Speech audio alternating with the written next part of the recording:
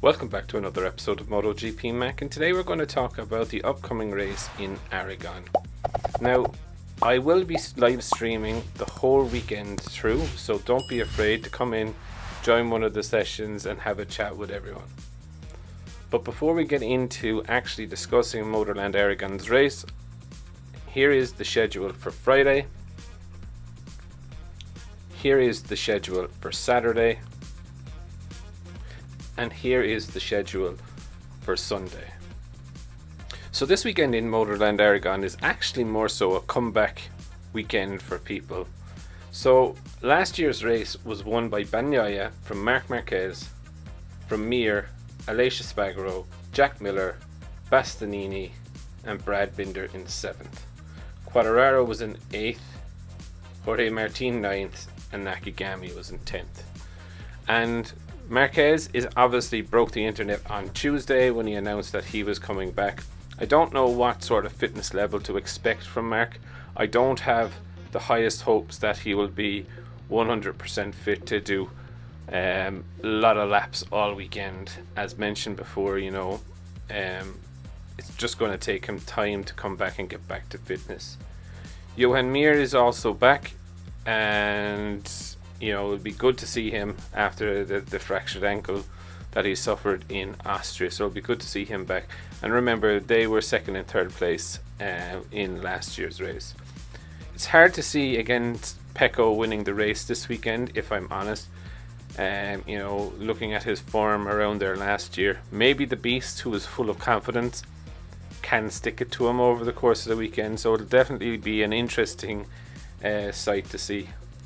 This is a race, though, if Fabio Quartararo could drop one race off the calendar completely, it would be this race. And, Yamaha gets absolutely murdered down the back straight. Comes out of a 90-degree left-hand turn, and then it's all acceleration all the way up through the gears right to the top. So it's going to be a difficult race for Fabio, and Fabio already knows it going in.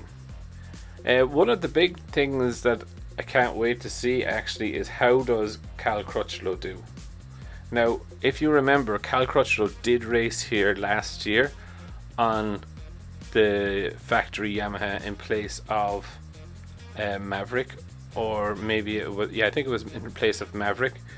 So it will be interesting to see how he does.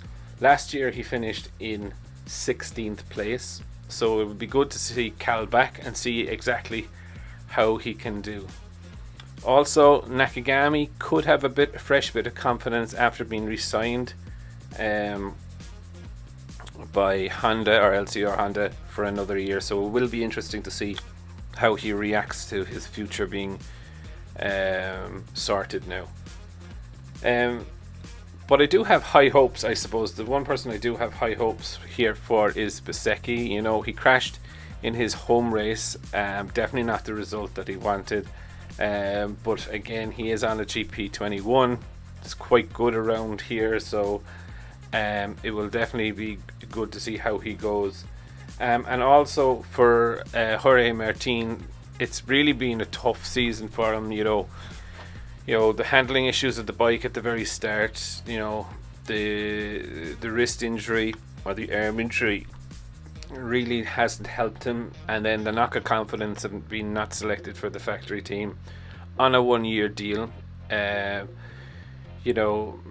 He really has to start fighting and start to turn the corner, if he is going to try and get back in time, to finish strong for the end of the season. But this race also is a critical one not to injure yourself, because we are now going into a 3-weekend on the trot racing series. So I think we have Aragon this weekend, Japan next weekend, and I think Thailand the week after. So there's 3 races on the bounce. You can't really go mental and injure yourself and that you're out for the next 2 races. So a little bit of common sense, I think, will be seen in the racing this weekend. So if I'm going to put my money on who is going to be fastest man on Friday, I'm going to stick true to what I said in the podcast, and I do think it's going to be the Beast, Bastianini. put it as fastest man on Friday. But I'd love to know who you think is going to be fastest man on Friday. Definitely leave your thoughts in the comments below, and I'll be back again tomorrow with another video. I just want to take a minute to also thank you for watching my videos and the support that you've shown so far. If you haven't subscribed already and you would like to subscribe, it would mean an awful lot to me if you did.